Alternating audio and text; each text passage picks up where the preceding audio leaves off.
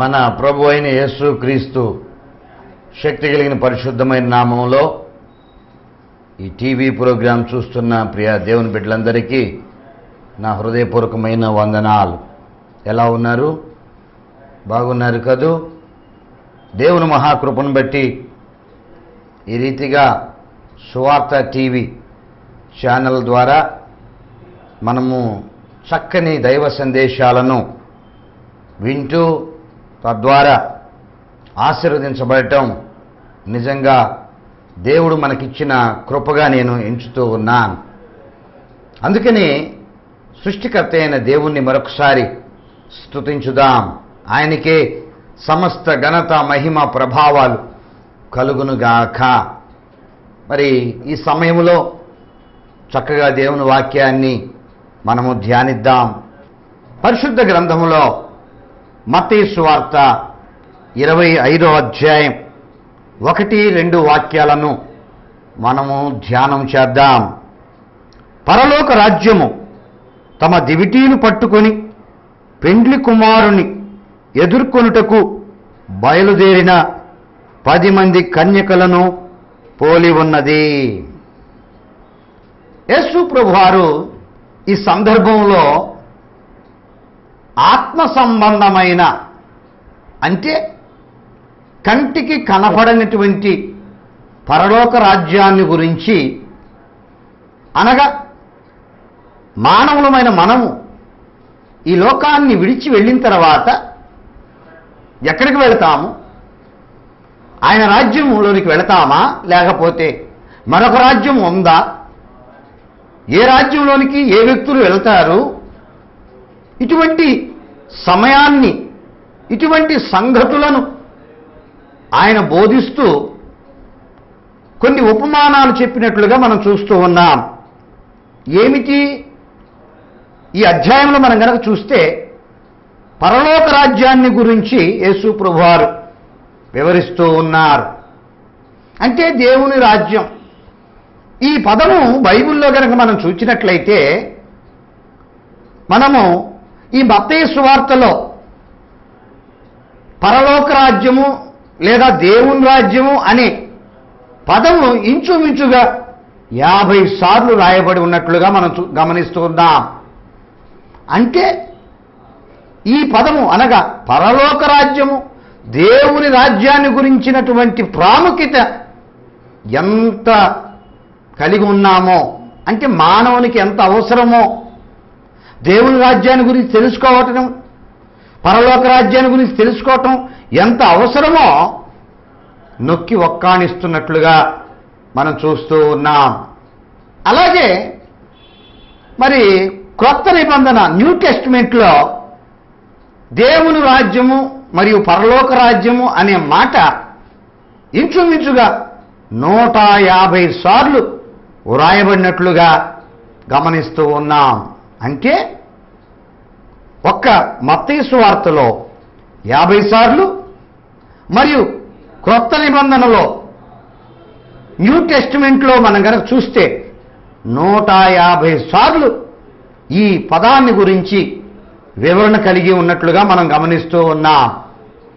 అంటే అంత ఇంపార్టెంట్ మానవునికి ఈ యొక్క పరలోక రాజ్యం అనగా దేవుని రాజ్యాన్ని గురించి తెలుసుకోవాలన్న సంగతిని ఈ విషయము మనకు తెలియజేస్తుంది. ఇంత ఇంపార్టెన్స్ కలిగినటువంటి ఈ దేవుని రాజ్యాన్ని గురించి ఒక్కసారి మనం కొద్ది నిమిషాలు ధ్యానం చేద్దాం. ఒకసారి బైబిల్ గ్రంథమును మనం పరిశీలించినట్లయితే, ఈ పరలోక రాజ్యము, దేవుని రాజ్యము అనే పదానికి అర్థం ఏమిటి అని ఒకసారి మనం ఆలోచించినట్లయితే, ప్రత్యక్షంగా మనము ఈ లోకాన్ని విడిచిపెట్టి వెళ్ళిన తర్వాత దేవునితో నిత్యము నిరంతరం నివసించే రాజ్యాన్నే పరలోక రాజ్యము అని ఒక అర్థం. ఆత్మీయ అర్థం మరొక అర్థం ఏమిటంటే, దైవికంగా ఏ వ్యక్తి అయితే దేవుని నడవడిలో ఉంటూ, ఆయన నడిపింపులో ఉంటూ, తమ హృదయాలలో దేవుణ్ణి స్వీకరించి యేసుక్రీస్తును సొంత రక్షకునిగా, అనగా ఆయనే మనకు రాజుగా అంగీకరించి ఆయన మార్గంలో నడవడాన్ని ఆధ్యాత్మికంగా అనగా దేవుని యొక్క అధికారం క్రింద మనం నడవడాన్ని ఆత్మీయంగా పరలోక రాజ్యములో మనం ఉంటున్నామన్న సత్యాన్ని ఈ వాక్యం మనకు తెలియజేస్తూ ఉంది. అందుకనే యేసు ప్రభువారు అనేక సందర్భాలలో ఈ దేవుని రాజ్యం పరలోక రాజ్యం సమీపించి ఉన్నది కనుక మారు మనసు పొంది రక్షణ పొందండి అని మొట్టమొదటిగా ఆయన సేవ ప్రారంభించినప్పుడు ఈ పదాన్ని ఆయన ప్రారంభించినట్లుగా మనం చూస్తూ ఉన్నాం. పరిశుద్ధ గ్రంథంలో మార్కు సువార్త 1వ అధ్యాయం 10, 11, 12 వాక్యాలను మనం గమనించినట్లయితే యేసు ప్రభువారు తన యవ్వన ప్రాయంలో బాప్తిస్మము పొందడానికి నజరేతు నుండి వచ్చి యోర్దానులో యోహాను చేత బాప్తిస్మం పొందెను అనే మాట మార్కు సువార్త 1వ అధ్యాయం 9, 10, 11 వాక్యాలను మనం గమనించినట్లయితే మనకు అర్థమవుతా ఉంది. ఆయన బాప్తిస్మం పొందాడు. ఎందుకో తెలుసా? ఆయన పాపి అని కాదు, ఆయన మనకు మోడల్ అనగా మాదిరి ఉంచి ఆ మాదిరికరమైన మార్గంలో నడవటం కోసము ఆయన నీతి యావత్తును నెరవేర్చిన దేవుడు. ఆయన పాపము చేయనివాడు, పాపిని పరిశుద్ధునిగా మార్చగలిగినవాడు, పాపము ఎరగనివాడు. ఆయన పేరు నజరేయుడైన యేసుక్రీస్తు. ఆయన వచ్చి బాప్తిస్మం పొందుతున్నాడు. ఎవరు? బాప్తిస్మిచ్చి యోహాను యొద్ద బాప్తిస్మం పొందెను. 10వ వాక్యం. వెంటనే ఆయన నీళ్లలో నుండి ఒడ్డునకు వచ్చుచుండగా ఆకాశము చీల్చబడుటయు పరిశుద్ధాత్మ పావురము వలె తన మీదకి దిగి వచ్చుటయు చూచెను. అవునండి, ఆ సమయంలో ఆత్మస్వరూపి అయిన దేవుడు పావురం వలె యేసు ప్రభువారి మీదకి దిగి వచ్చినట్లుగా మనం చూస్తూ ఉన్నాం. ఏమని సాక్ష్యం ఇస్తున్నాడు తెలుసా? ఆ సమయంలో 11వ వాక్యం. నీవు నా ప్రియకుమారుడు, నీ యందు నేను ఆనందించుచున్నానని ఒక శబ్దము ఆకాశము నుండి వచ్చెను. 12వ వాక్యాన్ని గమనించినట్లయితే వెంటనే పరిశుద్ధాత్మ ఆయనను అరణ్యంలోనికి త్రోసుకొని పోయెను. ఆయన సాతాను చేత శోధించబడుచు అరణ్యములో 40 దినములు అడవి మృగములతో కూడా ఉండెను. మరియు దేవదూతలు ఆయనకు పరిచర్య చేసిరి. చూడండి, ఈ సందర్భంలో మనం కనుక గమనించినట్లయితే ఆయన పరిచర్య ప్రారంభించడానికి ముందుగా ఆయన శోధించబడ్డాడట, అంటే పరీక్షించబడ్డాడు, దేవుని ద్వారా సాక్ష్యం పొందాడు. వీరు వెంటనే పరిశుద్ధాత్మ ఆయనను అరణ్యంలోనికి త్రోసుకుని పోయెను అనే మాటను మనం అక్కడ చూస్తూ ఉన్నాం. చాలామంది రక్షణ పొందిన తర్వాత కొన్ని సందర్భాలలో వారికి శ్రమలు కలిగినప్పుడు అనుకుంటూ ఉంటారు, అయ్యో మేము రక్షణ పొందాం, మాకు శ్రమలు వచ్చినాయి, మాకు కష్టాలు వచ్చినాయి, ఈ రక్షణ పొందకుండా లోకానుసారంగా జీవించినా బాగుండునే అని అనుకునే వాళ్ళకి యేసు ప్రభువు యొక్క ఆయన మాదిరికరమైన జీవితం మనకు ఎంతో గుణపాఠం నేర్పుతున్నట్లుగా ఈ లేఖన భాగం మనకు తెలియజేస్తుంది. శ్రమలు వస్తాయండి, శోధనలు వస్తాయి. అయితే ఆ శోధనను జయించినట్లుగా మనం ఆరాధిస్తున్న దేవుడు ఆయన శోధించబడి జయించి మనకు మాదిరి చూపిస్తూ ఉన్నాడు. అంటే మనము కూడా జయ జీవితాన్ని జీవించినట్లుగా ఆయన మనకు ముందుగా మాదిరి ఉంచిపోయెను అని దేవుని వాక్యము ఈ సందర్భంలో తెలియజేస్తూ ఉంది. ఎన్ని రోజులో తెలుసా? 40 పగళ్ళు 40 రాత్రులు. అవునండి, పగలు ఎండకి ఎండాడు అరణ్యములో అని రాయబడి ఉంది. అంటే మహా ఎండకు ఎండినటువంటి ఆ ప్రాంతం, రాత్రి తీవ్రమైన చలి. చాలామంది ఆరాధనలకు వెళుతూ ఉపవాస ప్రార్థనలకి నేను కొన్ని ప్రాంతాల్లో చూశాను, దుప్పట్లు తీసుకుని పోయి రాత్రి ఆ మందిరంలో ఆ ఒక్క రాత్రి, సంపూర్ణ రాత్రి దేవుని సన్నిధిలో నిద్రను మానుకొని ఎంతో దేవుని ద్వారా ఆశీర్వాదం పొందాలని ఆశపడి వెళతారు. కానీ కొద్ది సమయం గడిచిన వెంటనే చాలామంది నిద్రకు ఆగలేక, అంటే శరీరం యొక్క కోరికలను జయించలేక వారు మరి దుప్పట్లు కూడా తెచ్చుకొని కొన్ని ప్రాంతాల్లో నిద్రపోయే ఆ నిద్ర మత్తు కలిగిన విశ్వాసులకు ఇదిగో యేసు ప్రభువారు ఒక మాట మనకు తెలియజేస్తున్నాడు. ఆయన అరణ్యములో అడవి మృగాల మధ్య అని రాయబడి ఉంది. ప్రియా దేవుని బిడ్డ, ఎంత కఠినమైన శ్రమలు ఆయన అనుభవించాడు. ఇంకా మరొక చోట ఏమని రాయబడింది తెలుసా? ఆయన ఏమీ తీసుకోలేదు, అంటే ఏమీ తినలేదు.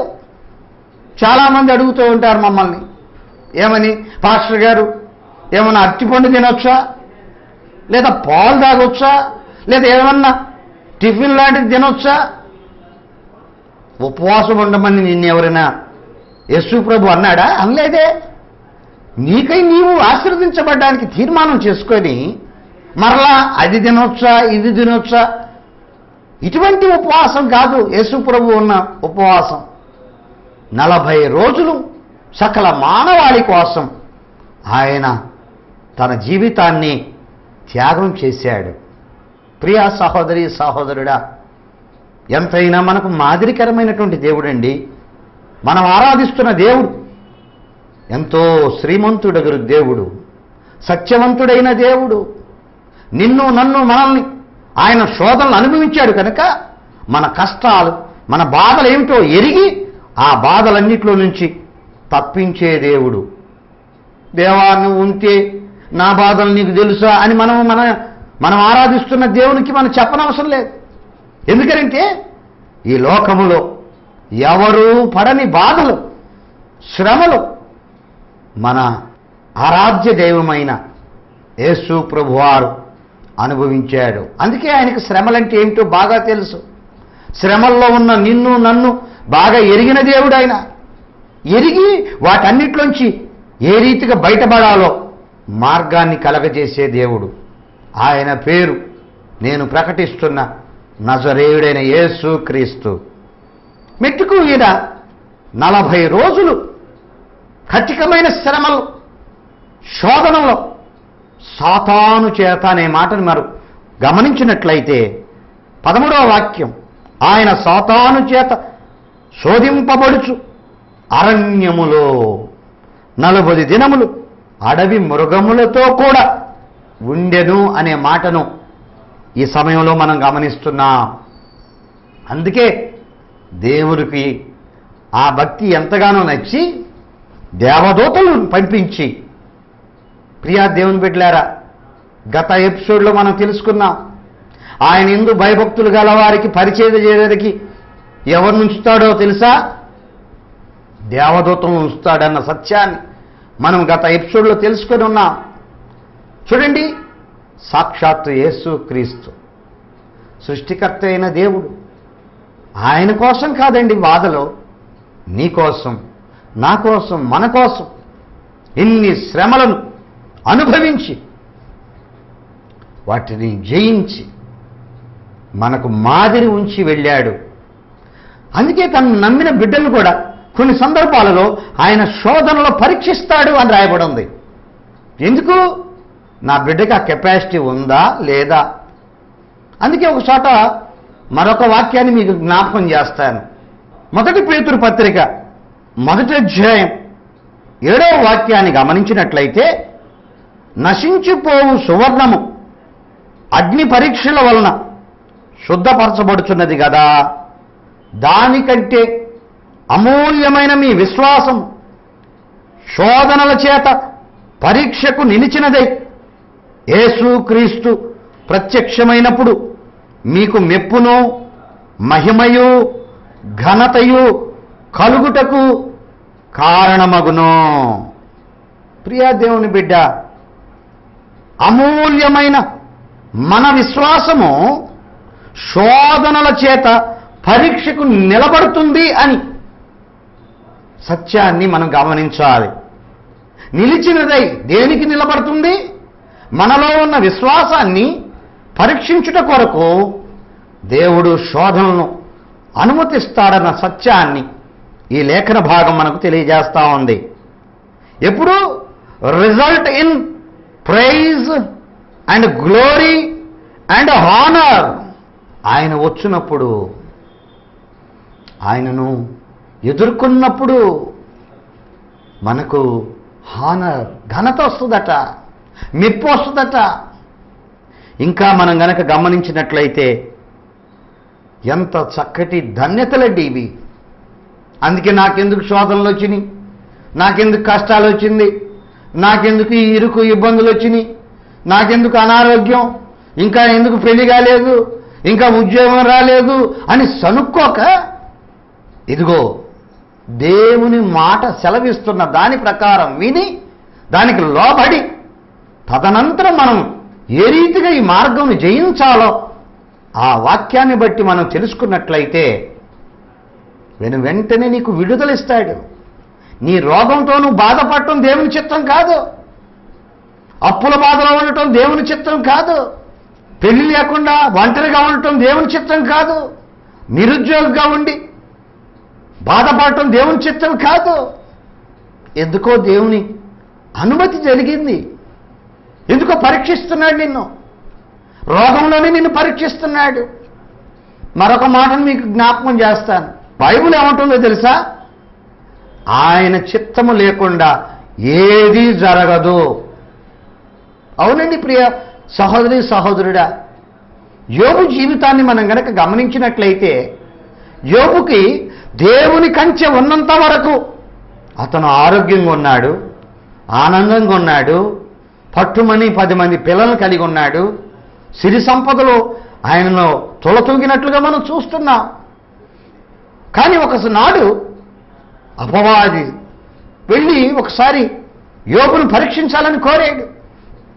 వెంటనే దేవుడు కూడా ఆలోచించాడు, ఇంతవరకు నా బిడ్డ యోబు నా యందు భయభక్తులు కలిగి జీవిస్తున్నాడు, ఆరోగ్యంగా ఉన్నప్పుడు నన్ను స్తుతిస్తున్నాడు, ఇప్పుడు ఒకవేళ అనారోగ్యంలో స్తుతిస్తాడా స్తుతించడా, అప్పుల బాధలో నన్ను గణపరుస్తాడా గణపరచడా అని చూద్దామని ఒకసారి అనుమతి ఇచ్చాడు అని పరిశుద్ధ గ్రంథం మనకు తెలియజేస్తుంది.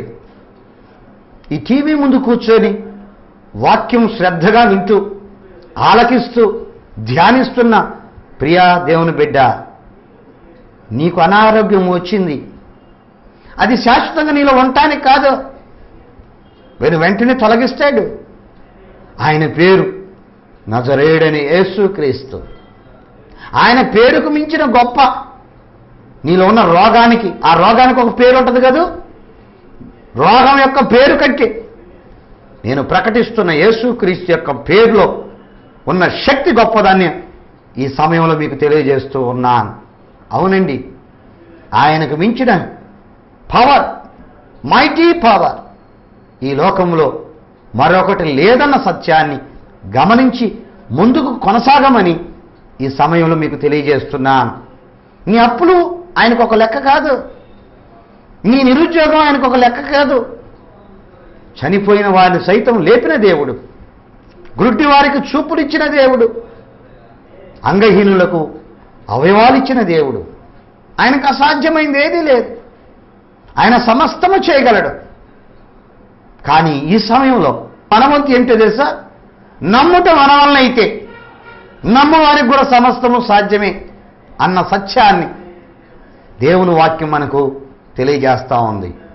నీ సకల బాధలను, వ్యాధులను, ఇరుకు ఇబ్బందులను, ఆర్థిక సమస్యలను, నిరుద్యోగాన్ని, రకరకాల సమస్యలన్నిటినీ తొలగించుటకు నేను ప్రకటిస్తున్న యేసుక్రీస్తు ఆయన సమర్థుడు, శక్తి కలిగిన వాడు. ఆయన ముందు ఏమీ నిలబడలేవు.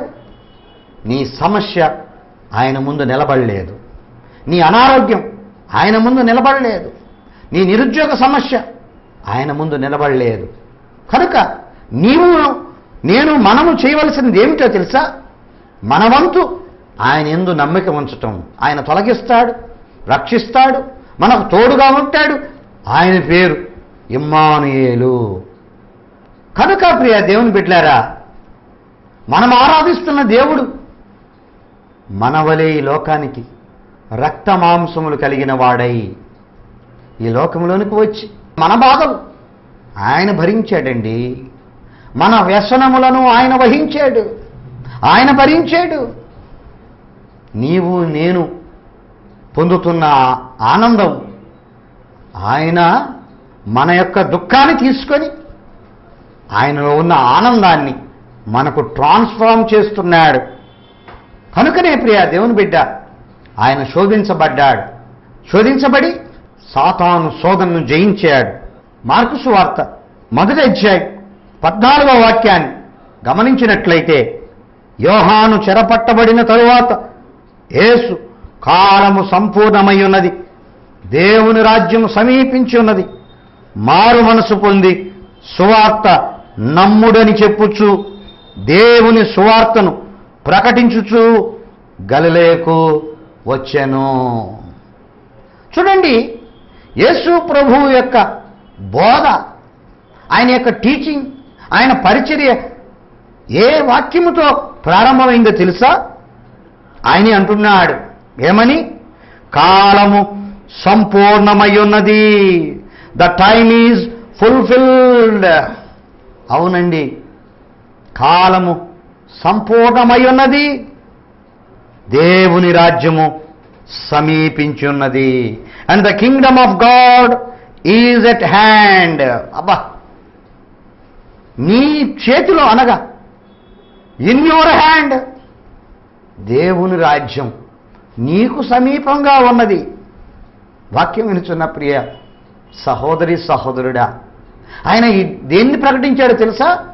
ఆయన రాజ్యాన్ని గురించిన మర్మాలను ఈ భూమి మీద శరీరధారిగా ఉన్నప్పుడు ఎన్నో దఫాలుగా ఆయన తన ప్రజలకు వివరిస్తూ ఉన్నాడు. దేని గురించి? దేవుని రాజ్యం గురించి. ఆ రాజ్యం ఎక్కడో లేదటండి, మన మధ్యలోనే ఉంది. అందుకే ఈ పరలోక రాజ్యం అనే పదం క్రొత్త నిబంధనలో, ఈ న్యూ టెస్టిమెంట్లో ఉన్న బుక్స్ అన్నిట్లో మనం గమనిస్తే ఇంచుమించుగా 150 సార్లు ఉన్నట్లుగా మనం చూస్తున్నాం. ఎందుకని? ఈ దేవుని రాజ్యం గురించిన ఈ గాస్పల్ సువార్త ఇంత ప్రాముఖ్యమైనదన్న సత్యాన్ని దేవుడు నొక్కి వక్కాణిస్తూ ఉన్నాడు. ఇది మనకు ఎంతైనా అవసరం. ఏమిటట? దేవుని రాజ్యము సమీపించి ఉన్నది, మారు మనస్సు పొంది సువార్తను నమ్ముడి అని చెప్పుచు దేవుని సువార్తను ప్రకటించినట్లుగా. యేసు ప్రభువారు ఆయన సువార్తను ప్రకటించిందే దేవుని రాజ్యాన్ని గురించి. అందుకనే ప్రియ దేవుని బిడ్డలారా, పరలోక రాజ్యాన్ని గురించిన సంగతులను మనం శ్రద్ధగా తెలుసుకుందాం. రాబోయే మనం ఎపిసోడ్లో కూడా ఈ యొక్క సంగతులను మనం శ్రద్ధగా తెలుసుకొని దానికి మనం చేయవలసింది ఏమిటి? యేసు ప్రభువారు అంటున్నాడు, చూడండి, మారు మనస్సు పొందండి. ఈ రాజ్యంలో మనం చేరడానికి అర్హత ఏమిటో తెలుసా? మారు మనస్సు పొందుట. Repent and believe in the gospel. వాక్యం వినుచున్న ప్రియ దేవుని బిడ్డ, దీనికి అర్హత ఏమిటో తెలుసా? దేవుని రాజ్యానికి భౌతికంగా మరియు ఆధ్యాత్మికంగా ఆయన రాజ్యానికి ఉన్నటువంటి ప్రాథమికమైనటువంటి అర్హత ఏమిటో తెలుసా? క్వాలిఫికేషన్. మారు మనస్సు పొంది సువార్తను నమ్ముడి అని చెప్పుచు ఆయన సువార్తను ప్రకటించి ఆయన బోధను ప్రారంభించినట్లుగా, ఆయన పరిచర్యను ప్రారంభించినట్లుగా మనం చూస్తూ ఉన్నాం. ఏం చేయాలి మనం? Repent and believe in the gospel. అందుకే ప్రియ దేవుని బిడ్డలారా, ఇంత భారభరితమైన ఈ పరిచర్య టీవీ ద్వారా మరియు సువార్త సభల ద్వారా మరియు రేడియోల ద్వారా మరియు రకరకాల ప్రచార సాధనాల ద్వారా, చర్చీలు అనగా దేవాలయాల్లో సువార్త ప్రకటన ద్వారా, ఎందుకో తెలుసా? ఆయన రాజ్యంలో నీవు నేను మనము చేరాలని, ఆ రాజ్యానికి మనం అర్హతను సంపాదించుకోవాలని యేసు ప్రభువారు నీ పట్ల, నా పట్ల, మనందరి పట్ల ఆశిస్తూ ఉన్నాడు. ప్రార్థన.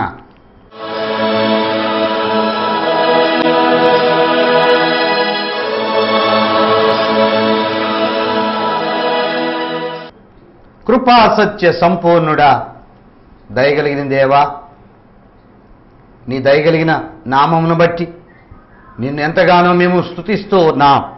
పరలోక రాజ్యాన్ని గురించిన, అనగా నీ రాజ్యాన్ని గురించినటువంటి మాటలను ఇంతవరకు మేము ధ్యానం చేశాం. ఆ రాజ్యానికి అర్హత మారు మనసు పొంది సువార్తను, అనగా నీ వాక్యాన్ని నమ్మటమే. తండ్రి, ఈ టీవీ ముందు కూర్చొని శ్రద్ధగా వాక్యాన్ని ధ్యానించి విని స్వీకరించినటువంటి ప్రతి బిడ్డను నీ రాజ్యంలో చోటు సంపాదించుకునే భాగ్యం ప్రతి ఒక్కరికి అనుగ్రహించండి. మొదటిగా వారి జీవితాలను పరిశీలించుకొని తద్వారా మారు మనసు, రక్షణ వెంటనే నీలో ఆనందించే భాగ్యం ఈ బిడ్డలందరికీ దయచేయమని, వారి యొక్క రోగములు, బాధలు, ఇరుకు ఇబ్బందులు తొలగించి నెమ్మదిని ప్రసాదించండి. ఎంతమంది అయితే ఉపాధి లేక నిరుద్యోగ సమస్యతో బాధపడుచున్నారు, వారందరికీ ఉపాధిని దయచేయమని వేడుకొంచున్నాం. సంతానం లేని వారికి సంతానం, వివాహము కాని వారికి తగిన భాగస్వాములను దయచేయండి. మా ప్రార్థన మీరు ఆలకించినందుకు స్తోత్రాలు. సకల బాధల నుండి విడిపించి వారికి నెమ్మదిని, ఆరోగ్యమును, శాంతి, సమాధానం, సమృద్ధిని దయచేయమని నజరేయుడైన యేసు క్రీస్తు శక్తి కలిగిన పరిశుద్ధమైన నామములో ప్రార్థించి స్తుతించి వేడుకొంచున్నాము తండ్రి. ఆమేన్, ఆమేన్, ఆమేన్. మా చిరునామా house hold of faith ministries, door number 8-13-86, new Guntur, railway station road, Nehru Nagar, Guntur 522001. Our address house hold of faith ministries, door number 8-13-86, new Guntur, railway station road, Nehru Nagar, Guntur 522001. ప్రార్థన అవసరతలకు 9966744507 మరియు 8143333857.